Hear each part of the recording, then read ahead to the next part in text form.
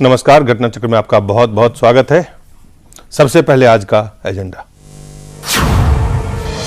2014 के लिए जारी घोषणा पत्र से कितनी बदलेगी देश की तस्वीर? बड़ा सवाल। क्या घोषणा पत्र के वादों पर अमल करने के लिए काफी है 5 साल?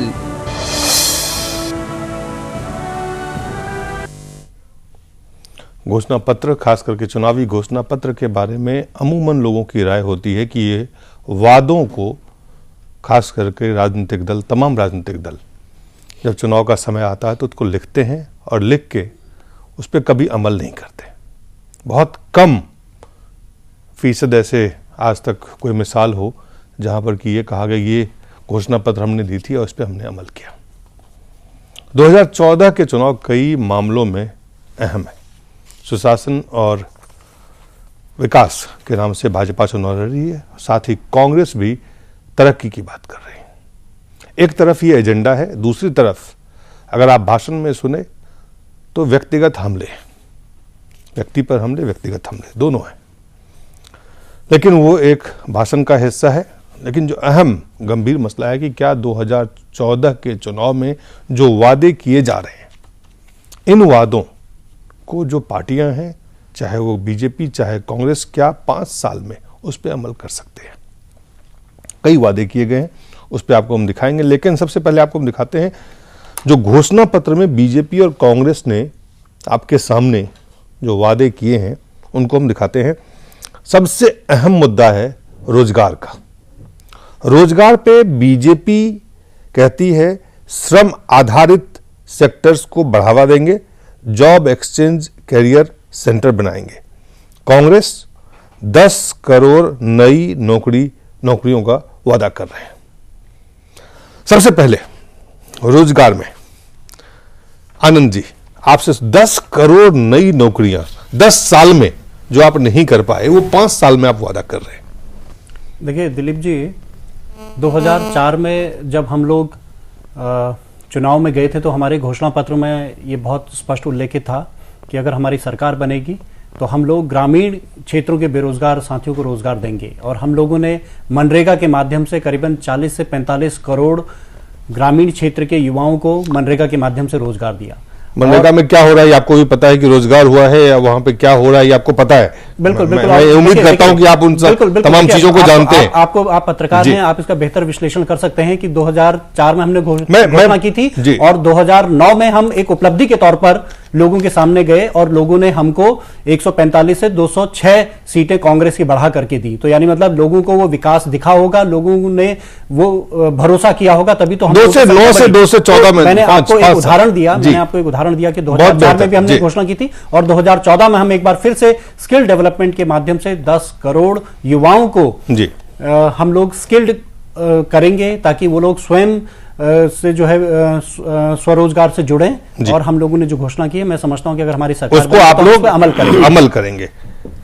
हमारे साथ बीजेपी के भी नेता हैं, राष्ट्रीय सचिव हैं श्याम जाजू साहब है। अभी आप आनंद रावत जी जो कांग्रेस के नेता हैं उनकी बात सुन रहे थे। श्याम जी, 10 करोड़ नई नौकरी वादा देने का वादा कर रहे हैं कांग्रेस पार्टी। आप कह रहे हैं श्रम आधारित सेक्टर्स को बढ़ावा देंगे, जॉब एक्सचेंज कैरियर सेंटर बनाएंगे। दोनों में एक तो बुनियादी फर्क क्या है ये मैं समझना चाहता हूं ताकि देश के लोगों को बता पाए।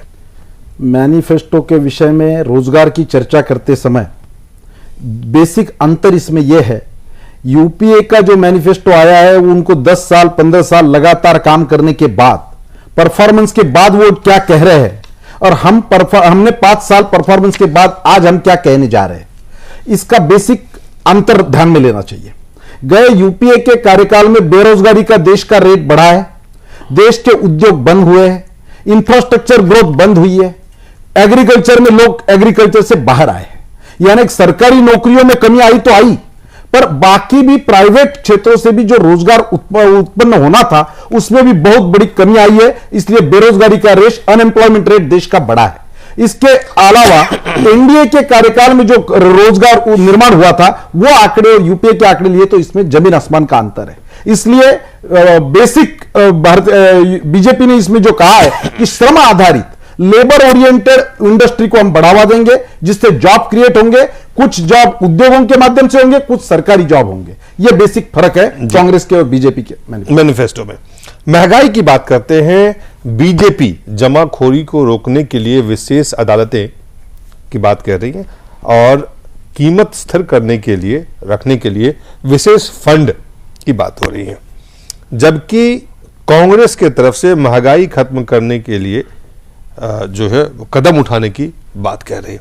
उसमें आपके पास कोई ठोस, ना तो जब आपने 2009 में 100 दिन की बात जब आपने की थी तब भी आपके पास कोई योजना नहीं देता और इसलिए शायद उस पर अमल नहीं हो पाया।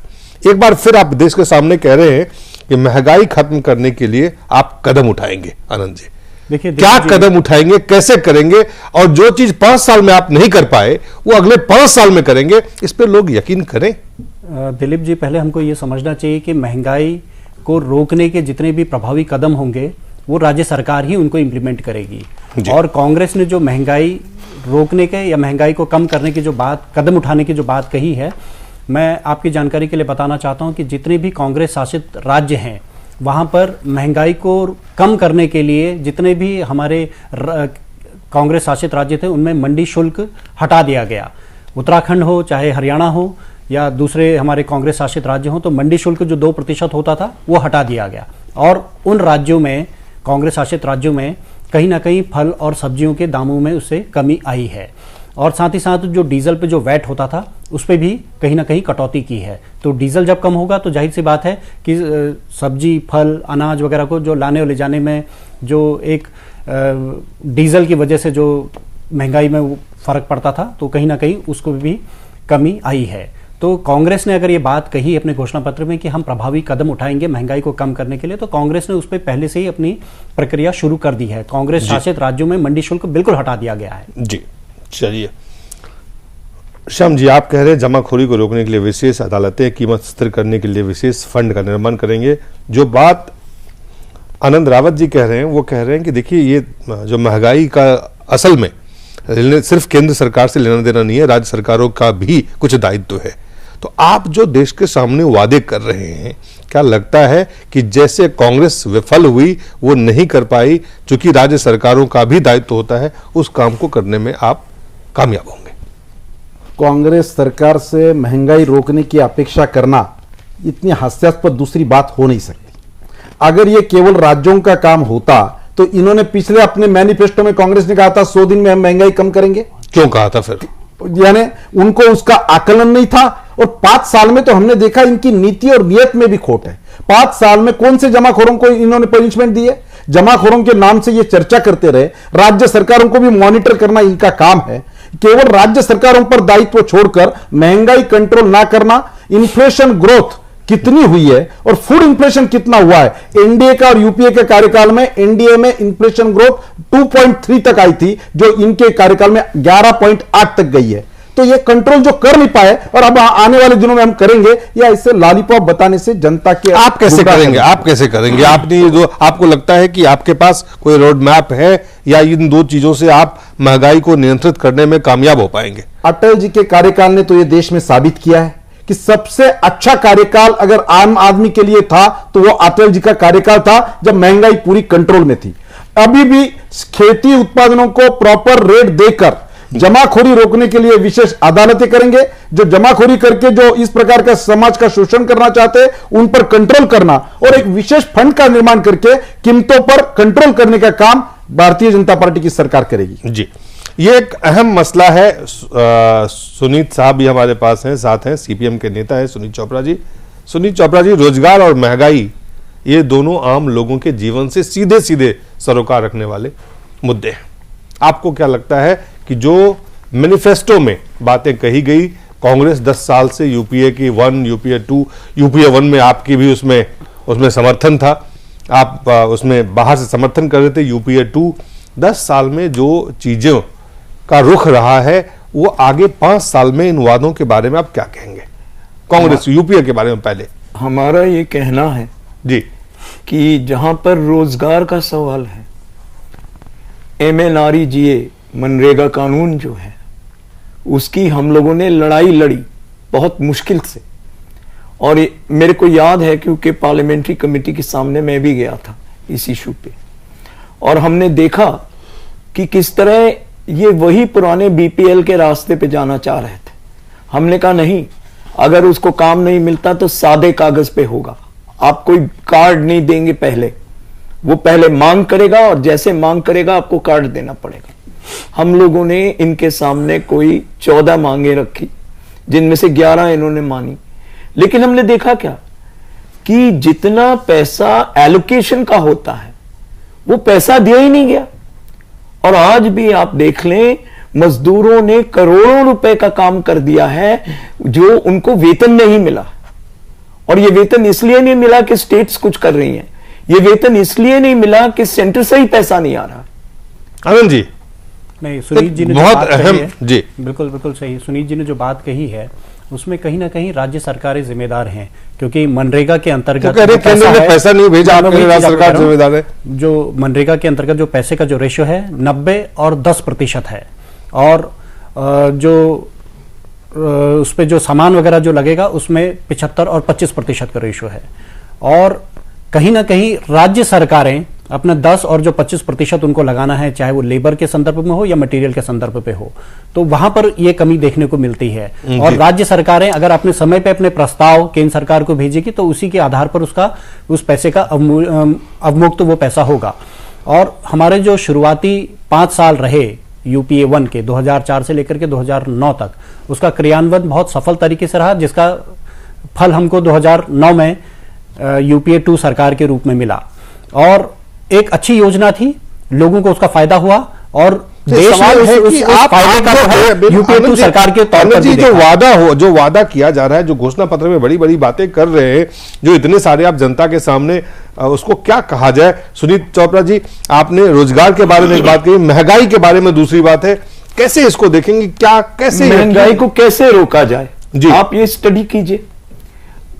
सुप्रीम कोर्ट तक ने कहा सरकार को कि इतना गेहूं जो आपका फूड कॉर्पोरेशन ऑफ इंडिया के यहां सड़ रहा है, वो गेहूं जो कि आप शराब बनाने वाली कंपनीज को बेच रहे हैं बियर बनाने के लिए जी, क्योंकि सड़ गया है, वो गेहूं जो आप सस्ता बेच रहे हैं विदेश में और फिर महंगा खरीद रहे हैं उसी कंपनी से, ऑस्ट्रेलियन व्हीट बोर्ड से वापस जी, ये पैसा जो है इसको इस तरह से जाया करने के बजाय आप ये गेहूं गरीबों को मुफ्त दे दीजिए।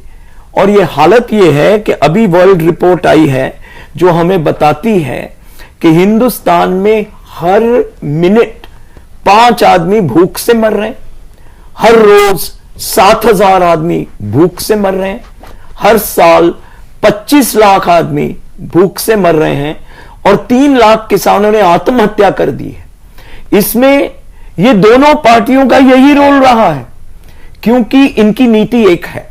चलिए, मैं आपको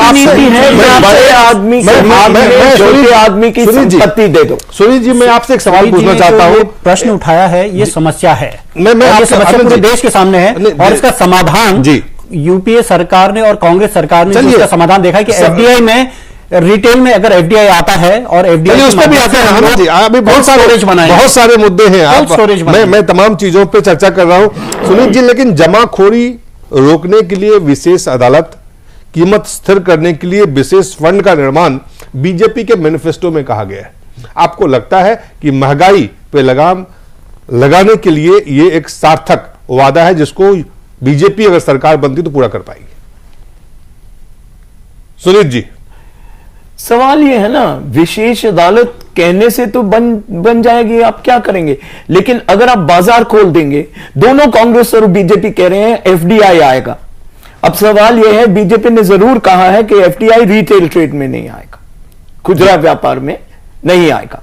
लेकिन जब एफडीआई को आप मांग रहे हैं दूसरों से भीख के रूप में, तो आपको कुछ ना कुछ देना पड़ेगा, और आपको हिंदुस्तान की जनता का पेट देना पड़ेगा, और वो बहुत महंगा पड़ेगा। क्योंकि आज ये दोनों पार्टियों को समझ लेना चाहिए, दोनों पार्टियों को समझ लेना चाहिए कि जो खाद्यान्न उपलब्ध है प्रति व्यक्ति वो बेहद गिरा है। और ये यूपीए 1, यूपीए 2 या एनडीए की बात नहीं है, ये एक लगातार चल रही प्रक्रिया है। पुष्पेंद्र, कुछ चीजें बड़ी कॉमन है। मैं आपसे पहले एक बार श्याम जी से फिर से पूछना चाहूंगा कि शहरीकरण की बात अगर देखें, 100 नए शहरों का निर्माण करने की बात बीजेपी के मैनिफेस्टो में भी है और 100 शहरों का समूह बनाएंगे ये कांग्रेस के मैनिफेस्टो में भी है। तो कुछ चीजें कॉमन है और कांग्रेस ने आरोप लगाया कि आपने देर से इसलिए मैनिफेस्टो लाया कि आप उनका कॉपी कर रहे थे। ये शहरीकरण में भी बेसिक फर्क है जी। कांग्रेस का अर्बनाइजेशन, शहरीकरण की जो बात है वो अपने आप ऑटोमेटिकली शहरीकरण हो ही रहा है। लोग खेती छोड़ के शहर में आ रहे हैं, मजदूरी कर रहे हैं, बिल्डिंग वर्कर लेबर के रूप में काम कर रहे हैं। देहात धीरे धीरे अर्थव्यवस्था खत्म होते जा रही है, लोग कोई देहात में रुकने को तैयार नहीं, अपने आप अर्बनाइजेशन हो रहा है। भारतीय जनता पार्टी ने जो कहा है कि हम प्लान्ड सिटी डेवलपमेंट करके अच्छे टूरिस्ट स्पॉट बना के लोगों को उसमें विकसित करेंगे और उसमें रोजगार भी निर्माण होगा, नए शहर भी निर्माण होंगे और एक स्टैंडर्ड ऑफ लिविंग भी बनेगा। ये दोनों के शहरों के निर्मित 100 सिटी आप 5 साल में निर्माण कर लेंगे, आपको लगता है? निश्चित रूप से अगर प्लान्ड कुछ विषय दिशा ध्यान में रही, अपने मन में अच्छा प्लान रहा और इंप्लीमेंट करने की क्षमता रही तो निश्चित रूप से यह हो सकता है। हो सकता है नहीं, ये ऐसा नहीं है दिलीप जी, जी। इंडिया टुडे के आंकड़े हैं जी कि भारतीय जनता पार्टी के जो 100 नए शहर बनाने की बात कही है वो केवल हवाई बात है। और इन्होंने उदाहरण, इनके जो शीर्ष नेता हैं नरेंद्र मोदी जी अपने भाषण में कहते हैं कि जब मलेशिया और कोरिया तक बना सकते हैं तो हम क्यों नहीं बना सकते। लेकिन ये इंडिया टुडे के आंकड़े हैं कि कोरिया में 80 स्क्वायर किलोमीटर का एक शहर बनता है तो उसमें करीबन 264 बिलियन डॉलर्स जो है उसमें जरूरत होती है, जबकि इतनी जो है पैसे की व्यवस्था वगैरह नहीं है। जबकि कांग्रेस का जो घोषणा पत्र में जो उन्होंने 100 नए शहरों के समूह बनाने की बात कही है उस पे एक सतत प्रक्रिया के अनुसार अगर कहीं पर वो 5 साल में नहीं होगा। वो बिल्कुल मैं बता रहा हूं आपको जो प्रक्रिया कांग्रेस के दिमाग में है या कांग्रेस जिस तरीके से करेगी। पहले अगर किसी गांव में जो है कुछ घरों का इस तरह का समूह है कि उसको अगर नगर पंचायत का दर्जा दिया जा सके और उस नगर पंचायत में JNNURM के तहत जो केंद्र की योजना है उसका फिर जो है शहरीकरण में करने में उसको मदद की जाए, चाहे वो ड्रेनेज सिस्टम बनाने में हो या फिर जो झुग्गियां वगैरह हैं। तो आपका ये 5 साल का एजेंडा नहीं है, ये एक सतत ऑलरेडी काम हो रखा है। पता होना चाहिए कि JNNURM की जो योजना है वो 2010 से लागू हो चुकी है और कांग्रेस शासित जो राज्य हैं वो पहले कितने शहर बनाए 2010 से लेकर अभी तक कितने शहर बने? मैं आपको उत्तराखंड के अगर आंकड़े बताऊं तो 2011 तक जो है केवल उत्तराखंड में केवल एक नगर निगम था। आज जब से कांग्रेस की सरकार आई है तो 6 नगर निगम बन गए हैं। नहीं, नए शहर पालिकाओं का देखिए ये प्रक्रिया होती है, आपको समझना पड़ेगा। मैं मानता हूं, एक गांव बड़ा साइज होता है तो उसको नगर पंचायत बना जाता है, फिर उस नगर पंचायत में संख्या प्रक्रिया है, पालिका नगर निगम बनता है, तो वो शहरीकरण हो गया ना। कोई आदमी 27 रुपए से ज्यादा कमाता है तो रीच हो गया, वो पॉवर्टी लाइन से बाहर हो गया, 32 रुपए से ऊपर आ गया तो बाहर हो गया, पंचायत से उसका नगर निगम बनाया तो वो शहर हो गया। बाकी बेसिक उस शहर की नेसेसिटीज की चिंता नहीं करेंगे, उसकी आज की जरूरत की चिंता नहीं करेंगे, केवल 28 रुपए मिल गए मतलब वो पॉवर्टी लाइन क्रॉस कर दिया। आपने जो 100 नए शहर बनाने की बात कही है उसमें आपका कोई भी जो है रोड मैप नहीं है। आप एक बंजर जमीन को जो है शहर में बसा दें, ये संभव ही नहीं है। आज तक का अगर आप एक चीज इतिहास देखें, लोगों ने बसाए हैं, सरकार ने ठीक है। आनंद जी, उसमें बहुत देर से आप सुन रहे हैं कुछ बुनियादी रोजगार, महंगाई, शहर बनाने की बात, ये 3 अहम मुद्दे जिसपे कि कांग्रेस और बीजेपी के घोषणा पत्र में जो बातें हैं उसको हमने चिन्हित किया है। आपको क्या लगता है कि ये जो घोषणा पत्र में बातें हैं उस पर अमल करने की जो रोड मैप है वो इसमें दिखता है या हो सकता है, संभावना है, कितना प्रतिशत है? दिलीप, मैं एक छोटी सी बात कहना चाहता हूं। मैं समझता हूं कि जो विषय हैं आप घोषणा पत्र में बहुत कुछ लिख दीजिए, 200 पेज का घोषणा पत्र बना दीजिए, एक पूरा पुलिंदा बना दीजिए, वो कोई भी पार्टी बनाए। सवाल ये है कि इस देश में जो वादे और घोषणाएं की जा रही हैं और जो लगातार भाषण दिए जा रहे हैं, आखिर कोई ये बताए कि भारतीय जनता पार्टी के जो प्रधानमंत्री के कैंडिडेट हैं 15 साल से 12 साल से गुजरात में जो भी कुछ कर रहे हैं लेकिन वो जीत रहे हैं, वो गलत कर रहे हैं, सही कर रहे हैं, कॉरपोरेट को बढ़ा रहे हैं, वो एक विवाद का विषय हो सकता है। जी। और आज जिस तरीके से कांग्रेस पार्टी 10 साल में सत्ता में रहने के बाद अब कहती है कि हम ये करेंगे, हम ये बचा है और वो बचा है, और महंगाई को खत्म करने की जो मिसाल मेरे भाई आनंद ने दी है कि जब आपने पूछा कि महंगाई जो बढ़ी थी उसको आप कैसे रोकेंगे, तो उन्होंने कहा राज्य जो कांग्रेस की सरकारें थी, देखिए उन्होंने मंडी शुल्क खत्म कर दिया। ये मुझे कुछ ऐसे ही लगता है कि जब इनसे ये पूछो सरकार से कि आतंकवाद इस देश में बढ़ रहा है तो क्या करते हैं, तो ये कहते हैं कि साहब ने सीसीटीवी कैमरे लगा दिए हैं। तो वैसे ही इसी किस्म की बात है कि महंगाई बढ़ क्यों रही है, उसकी जड़ में नहीं जा रहे। महंगाई बढ़ रही है तो राज्यों में रोकने के लिए कहीं शुल्क घटा दीजिए, कहीं एलपीजी पे से टैक्स हटा दीजिए, ये एक सवाल है। दूसरी बात जो मैं कहना चाह रहा हूं कि कांग्रेस पार्टी की तरफ से राहुल गांधी जो धुआंधार प्रचार कर रहे हैं और कुलियों से मिलने से लेकर मछुआरों तक से वादे कर रहे हैं, मैं सिर्फ यह पूछना चाह रहा हूं कि 10 साल से लगातार सत्ता में बराबर बने हुए हैं कांग्रेस के लोग और एक ही प्रधानमंत्री है। इस सब के बावजूद भी आप ये देखेंगे कि जब चुनाव आया तो भ्रष्टाचार क्यों हुआ उसके बारे में मनमोहन सिंह बताएंगे, क्योंकि वो अपने इंटरव्यू में कहते हैं कि मैं मनमोहन सिंह को बता देता था कि यहां गड़बड़ है, ये मेरा जॉब था। महंगाई क्यों बढ़ी वो बता देते थे। मुझे लगता है 10 साल के बाद राहुल गांधी अगर वो ये स्टैब्लिश नहीं कर पाए कि सत्ता के शीर्ष पे बैठने के बाद अगर वो ऑर्डिनेंस को कूड़े में फेंक देते हैं तो जो 1 मिनट में सरकार जो है अपना पूरा फैसला कैबिनेट का बदल देती है। अगर वो भ्रष्टाचार के सिलसिले से कुछ कहते हैं तो सरकार फैसला बदल देती है। अपने अधिवेशन में वो कहते हैं 9 से मैं 12 सिलेंडर चाहिए तो वो बदल देते हैं। लेकिन इस सब के बावजूद भी मैं ये कह रहा हूं कि तमाम सारी ये जो घोषणाएं हो रही हैं देश में, ये कोई बताएगा कि इनको लागू कौन करेगा, इनकी बात कौन मानेगा। कांग्रेस पार्टी के जो उपाध्यक्ष हैं उनकी बात सरकार में 10 साल में 2 बार मानी गई, तो पिछले 10 साल में अपनी सरकार से चीजें क्यों नहीं मनवाई? उन्होंने क्यों नहीं उन लोगों को जेल भेजा? उन्होंने क्यों नहीं पूछा भ्रष्टाचार क्यों हो रहा है? उन्होंने क्यों नहीं पूछा मनमोहन जी आपके ऑफिस से फाइल कैसे चोरी हो रही है? तो ये सारे सवालों का जवाब नहीं दे रहे और आप कह रहे हैं कि हमने घोषणा पत्र में नई बात कही है। जी, 5 साल में जो उन्होंने वादे किए थे उसको वो अमल में नहीं करवा पाए, तो अब फिर से वादों का नहीं, इसके साथ साथ मैं बात जोड़ना चाहता हूं कि राहुल गांधी ने जो लगातार बातें कही, चाहे वो महंगाई को लेकर कहीं हो, भ्रष्टाचार को कहीं हो, पंजाब हो, दिल्ली हो, उत्तर प्रदेश हो, बिहार हो, राजस्थान हो, छत्तीसगढ़ हो, इन्हीं मुद्दों को लेकर राहुल गांधी लगातार कहने गए थे कि फूड बिल में लाया था, हम अच्छे बिल ला रहे थे, बीजेपी रोक रही थी, हम आरटीआई लाए, हम बीजेपी रोक रही थी, हम जितने अच्छे काम है वो 10 जनपद के सर पे, और जितने बुरे काम है जिसकी वजह से सरकार को गालियां पड़ रही है,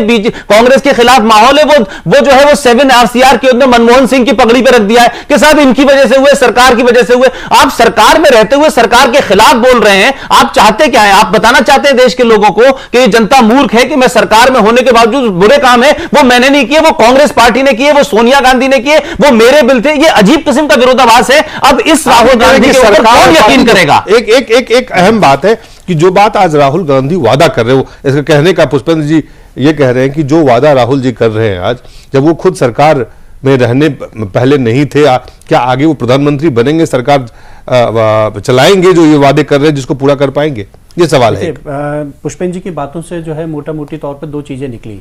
एक तो जब उन्होंने कहा कि नरेंद्र मोदी जी चाहे विपक्ष कितना भी आरोप लगाए लेकिन वो जीत रहे हैं और 12 सालों से मुख्यमंत्री हैं गुजरात के, तो मैं यही चीज कांग्रेस पे भी लागू होती, क्योंकि कांग्रेस भी जीत रही है, 2 चुनाव जीत गई है, तो कांग्रेस के भी नीतियां अच्छी होंगी तभी तो देश की जनता ने 2 बार जो है केंद्र में कांग्रेस की सरकार को चुना। और आपकी जानकारी के लिए बता दूं कि 1980 के बाद पहली बार इस तरीके का हुआ है कि किसी भी पार्टी को दोबारा जनादेश मिला हो।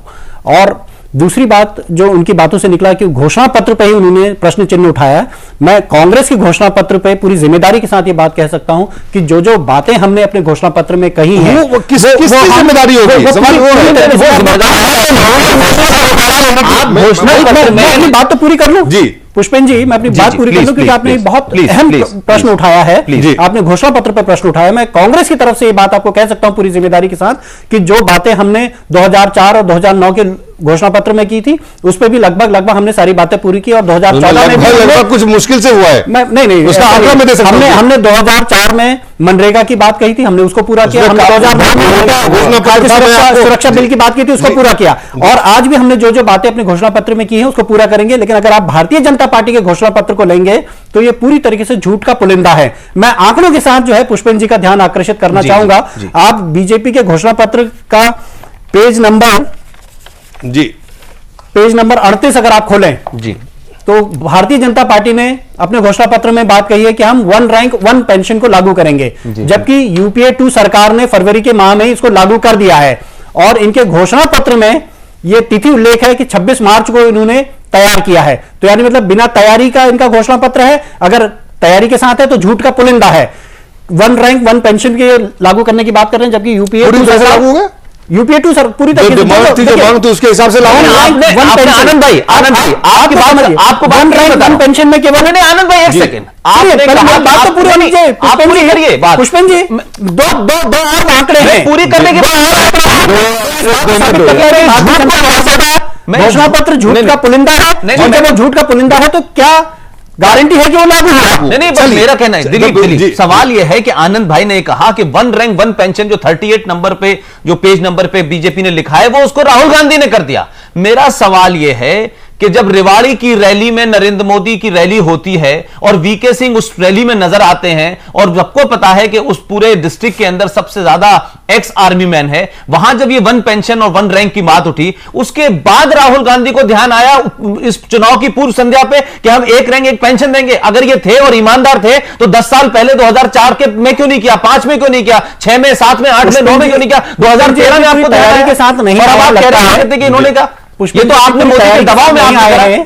पुष्पन जी, आप पूरी तैयारी के साथ नहीं आए हैं शायद। 2009 के घोषणा पत्र में हमने और भारतीय जनता पार्टी, लेकिन लागू कब किया आपने? सवाल यह है कि घोषणा पत्र हमारी सरकार का कार्यकाल अगर किसी घोषणा पत्र का मांग करते हैं तो मैं समझता हूं कि हम अपनी घोषणा पत्र के प्रति पूरे ईमानदार हैं। हम लोगों ने 2009 के घोषणा पत्र में यह भी कहा था कि सांप्रदायिक हिंसा बिल को हम लाएंगे, लेकिन आपने मुसलमानों को बेवकूफ बनाने के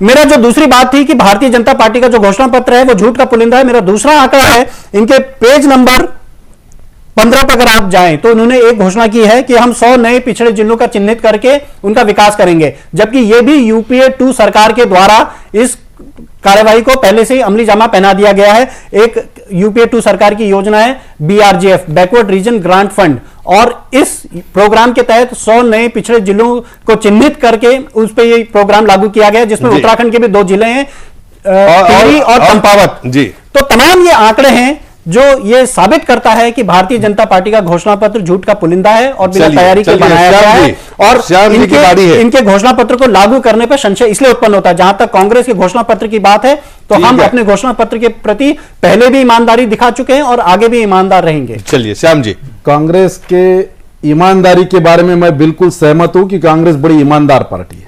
पिछले मैनिफेस्टो में इन्होंने स्विस बैंक के काले धन के बारे में हम कार्रवाई करेंगे यह लिखा था।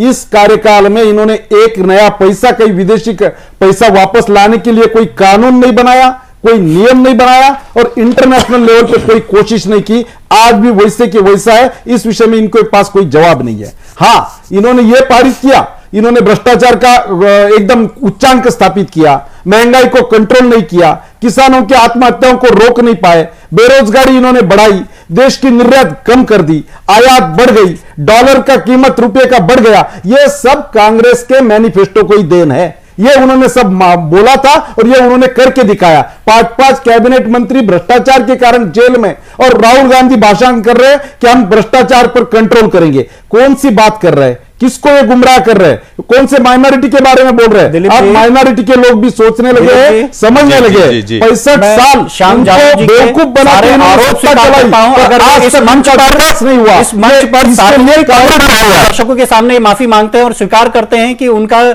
जो घोषणा पत्र है झूठ का पुलिंदा है, क्योंकि 1 रैंक 1 पेंशन फरवरी के माह में ही वो लागू कर दिया गया है और कांग्रेस के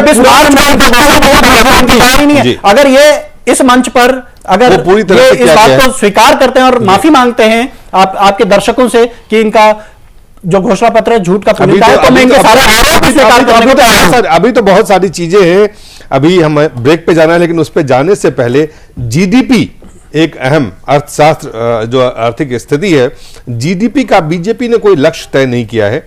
कांग्रेस ने कहा 3 साल में 8% से ज्यादा का लक्ष्य वो प्राप्त करेंगे। बहुत कम शब्दों में, क्योंकि श्याम जी आपने कोई लक्ष्य क्यों नहीं रखा है? अटल जी ने जब राज्य छोड़ा और कांग्रेस ने राज लिया, तब चिदंबरम जी का पार्लियामेंट का स्पीच है कि बहुत अच्छी इकोनॉमी देकर यह सरकार जा रही है, देश आज खुशहाल है, समृद्ध है और हम तरक्की की ओर जाएंगे।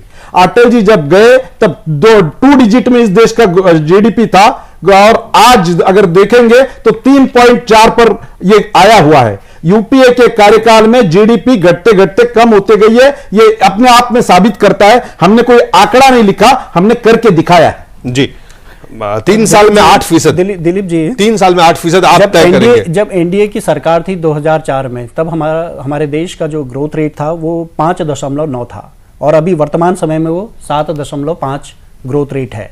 जो आंकड़े हैं, जो सत्य है वो शाश्वत है, वो सबको दिख रहा है। और हम लोगों ने जैसे पहले भी कहा कि हम अपने घोषणा पत्र के प्रति पहले भी पूरी तरीके से जो है प्रतिबद्ध थे और आने वाले समय में भी हमने वही 8% का आप 3 साल में कह रहे हैं। आंकड़े मैंने हमारे देश के सामने रखे, चाहे वो रोजगार के संदर्भ में हो। हमने पहले 2004 में जब हमारी सरकार बनी थी तो हम लोगों ने ग्रामीण क्षेत्रों के बेरोजगार युवाओं को रोजगार देने की बात की और मनरेगा जैसी योजना हम लाए जिसमें आज 40 से 45 करोड़ ग्रामीण क्षेत्र के युवा रोजगार पा रहे हैं और वर्तमान में हम 10 करोड़ बीजेपी ने युवाओं को रोजगार देने की बात का नहीं रखा है, कांग्रेस ने 3 साल में 8% से ज्यादा का लक्ष्य रखा है। क्या लगता है आपको कि ये इसकी संभावना, कांग्रेस की परफॉर्मेंस, कांग्रेस के रिकॉर्ड को देखते हुए क्या इस चीज को आप मानते हैं कि ये डिलीवरी कर पाएंगे? असलियत में जी ये दोनों पार्टियों की नीति एक ही है कि विदेशी पैसा आए, विदेशी पैसा यहां पर लागू किया जाए, बड़े बड़े लोग इस पैसे को अपने लिए इस्तेमाल करें जी और हिंदुस्तान की जनता कंगाल होती जाए जी। और ये मानने को तैयार नहीं है जी कि इन दोनों की नीतियों के आधार पर अगर कांग्रेस ने 26 रुपए गरीबी की रेखा रखी थी, मोदी साहब का एक डॉक्यूमेंट मिला जो 11 रुपए 80 पैसे गरीबी की रेखा को बना देता है जी। और फिर उन्होंने बताया कि ये प्लानिंग कमीशन के फिगर्स हैं। तो हम देखते हैं कि जहां पर चिदंबरम साहब ने कहा कि वाजपेयी जी बड़ी अच्छी इकोनॉमी छोड़ गए, आज वही चिदंबरम साहब अपने आप इलेक्शन नहीं लड़ पा रहे जी। तो हमारा ये कहना है इन दोनों की नीतियां एक हैं, दोनों को महंगाई से कोई मतलब नहीं है, उनकी एक ही समझ है कि जो छोटा आदमी है वो कंगाल हो जाए। और ये जो 100 शहर बनाने की बात है, ये जमीनें कहां से आएंगी? ये जमीनें किसानों से आएंगी। और ये कैसे आएंगी? या उनको लालच देके उनकी जमीन छीन ली जाएगी या उनके ऊपर अत्याचार करके वो जमीनें ले ली जाएंगी। तो हमारा ये कहना है कि गरीबी भी बढ़ेगी और जो शहर में नौकरियां मिल रही हैं, कैसी नौकरियां मिल रही हैं? आप जाके देखिए दिल्ली के शहर में 6ठी मंजिल से गरीब और उसकी पत्नी काम कर रहे हैं और उनके बच्चे गिर जाते हैं और मर जाते हैं, कोई सुरक्षा नहीं है। और सुरक्षा की हम क्या बात करें, आज ही आपको रिपोर्ट मिली होगी कि एक सीआरपीएफ का आदमी घायल हुआ और डॉक्टर ना मिलने पे उसकी मृत्यु हो गई जी। तो हमारा ये कहना है वो तो एक सीआरपीएफ का आदमी था और उसने बयान दिया कि मेरे पास डॉक्टर नहीं आया, भेजो नहीं तो मैं मर जाऊंगा। लेकिन उनका आप सोचिए जो 25 लाख सिसकते हुए भूख से मर गए हैं, उनका आप सोचिए जी। और ये दोनों पार्टियां एक जैसी हैं, दोनों ने तेल की कीमत बढ़ाई है, दोनों ने राशन की कीमत बढ़ाई है अपने कार्यकाल में, और ये दोनों ने राशन घटाया है और दोनों ने राशन व्यवस्था ठप की है क्योंकि ये चाहते हैं बाजारी रिश्ते आए और बाजारी रिश्तों का मतलब है सामर्थ का ना दोष गुसाएं।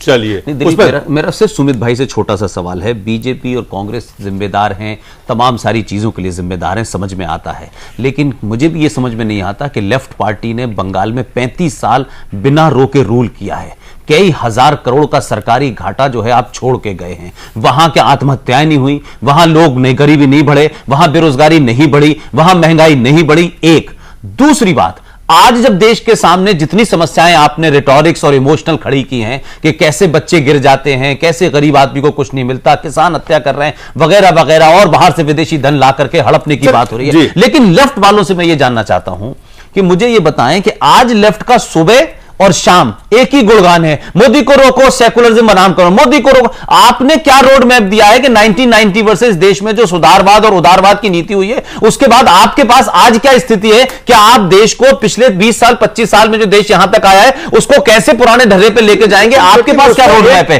आपने पुराने ढर्रे पे ले जाने की जरूरत ही नहीं है। आप रोड मैप भाई, आपको रोड ढर्रा बनाना है भाई, आपको एमएलआरई जी बेस्ट सुनील जी रिजल्ट निकले, सुनील जी अच्छा लगे, सुनील लगे, सुनील साहब की सरकार चल रही है। आप फिर दूसरी चीज ममता बनर्जी, आज ममता बनर्जी इलेक्शन कमीशन तक को चैलेंज कर रही है, और अगर वो चैलेंज चल गया तो आपकी कॉन्स्टिट्यूशन नहीं रहेगी। वो रेटोरिक मेरा सुमित जी बीजेपी के मैनिफेस्टो में है फिर वो कॉन्स्टिट्यूशन के अंतर्गत छोटा सा सवाल बनाएंगे, कैसे बनाएंगे? अरे आप देखिए, मैंने ये देखिए, अब ये लेफ्टिस्ट लोग जो हैं इनसे बात मैंने सवाल, आप रोड मैप बता दो। एक सवाल पुष्पेंद्र, नहीं, रोड मैप तो पुष्पेंद्र जी बीजेपी वालों से भी पूछना पड़ेगा। सुमित जी का आरोप है आप दोनों के बारे में। मैंने एक सवाल पूछना चाहता हूं आपसे। 2004 से लेकर 2009 तक जिस बाजारवाद, जिस पूंजीवाद, जिस मॉडल को आप विरोध आज कर रहे हैं बैठ के, उसको आपने समर्थन दिया था। हमने नहीं समर्थन, आज उसी का हमने समर्थन किया, हमने कानून भी 2004 से ऐसे समर्थन नहीं लिया, तो समझना पड़ेगा कॉमन रिश्तों की बात आई तो हमने समर्थन वापस भी लिया था। नहीं, गरीबी पे आप नहीं आए थे, आप विदेशी गरीबी पे भी आए थे, मनरेगा लागू करवाया, मैंने वही कह रहा हूं। आप कहिए कांग्रेस से अपने मैनिफेस्टो निकाल दें। मैनिफेस्टो 2014 पे आते हैं, 4 को 9 को छोड़ते हुए 14 पे चलते हैं। और भी अहम मसले हैं। एक छोटे से ब्रेक के बाद कई अहम बातें इस घोषणा पत्र में है। क्या उस घोषणा पत्र के आधार पर जो बातें कही जा रही है उससे किस पे जनता यकीन करे, क्यों यकीन करे? यकीन करने के पास के लिए कुछ कारण होना चाहिए, और वो कारण बताएंगे बीजेपी, कांग्रेस और वाम दल के जो हमारे साथ नेता बैठे वो बताएंगे।